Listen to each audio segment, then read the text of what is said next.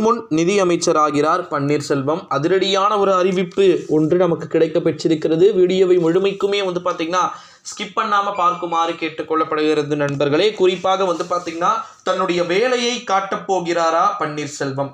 என்ன ப்ரோ சொல்றீங்க, உண்மையாவா அப்படின்னு கேட்டிங்கன்னா, ஆமாம் நண்பர்களே. குறிப்பாக அண்ணன் பன்னீரை பற்றி உங்கள் அனைவருக்கும் தெரியும் அப்படின்னு நினைக்கிறேன். அங்கே இருக்கக்கூடிய மரியாதைகள் சுத்தமாக இல்லை. ஒரு சில பேர் கட்சியில் சந்திரபாபு நாயுடு காரு திடீரென ராஜினாமா செய்யப்பட்டு நிறைய விஷயங்களை பண்ணுறதுக்கு வாய்ப்பு இருக்குது அப்படின்னு சொல்லிட்டு தொடர்ந்து தகவல்கள் என்பது வெளியாகி கொண்டிருக்கக்கூடிய ஒரு சில சூழ்நிலையில தான் ஏகப்பட்ட விதமான விஷயங்கள் அப்படின்றது நடந்துக்கிட்டு இருக்கு அப்படின்னே சொல்லலாம் நண்பர்களே. இந்த ஒரு சூழ்நிலையில தான் தற்போது துணை முதலமைச்சர் ஆகிறார் பவன் கல்யாண் அப்படின்னு சொல்லிட்டு நம்ம சொல்லியிருந்தோம். ஆந்திர பிரதேசம் அரசியலையும் நம்ம பார்க்கணும். நிதி அமைச்சராக கூட வரலாம்.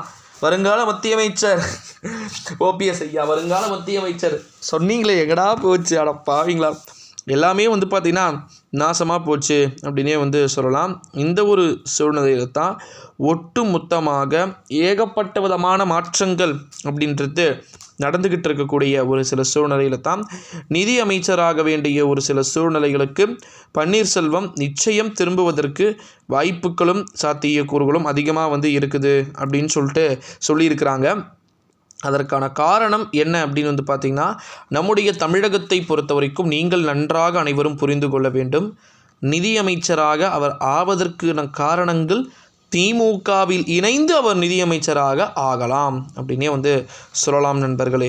இந்த ஒரு சூழ்நிலையில தான் நம்முடைய தமிழகத்தை பொறுத்த வரைக்கும் நிதி அமைச்சர் என்ற ஒரு மிக பிரம்மாண்டமான ஒரு பிம்பத்தில் பார்த்திங்கன்னா இருக்கக்கூடிய ஒரு நபராக பன்னீர்செல்வம் பார்த்திங்கன்னா மாறி இருக்கிறார் என்பது ஒரு குறிப்பிடத்தகுந்த விஷயமாக பார்க்கப்பட்டாலும் கூட நிதியமைச்சர் அப்படின்ற அந்த ஒரு போஸ்டிங்ன்றது சாதாரணமான விஷயம் கிடையாது.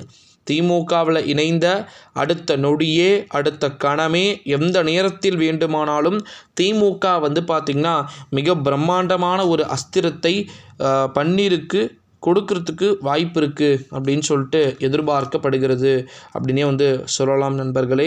இந்த ஒரு சூழ்நிலையில தான் நிச்சயமாக ஏகப்பட்ட விதமான மாற்றங்கள் அப்படின்றது நடந்துக்கிட்டு இருக்கிறதையும் நம்மளால் இங்கே உறுதியாக பார்க்க முடிகிறது அப்படின்னே சொல்லலாம். இந்த ஒரு சூழ்நிலையில தான் நிதி அமைச்சராக வேண்டிய ஒரு சில சூழ்நிலைகளுக்கு நிச்சயமாக பன்னீர்செல்வம் போன்றவர்கள் பார்த்திங்கன்னா தள்ளப்பட்டிருப்பதாக நமக்கு தகவல்கள் அப்படின்றது வெளியாகி இருக்கிறது அப்படின்னே சொல்லலாம் நண்பர்களே.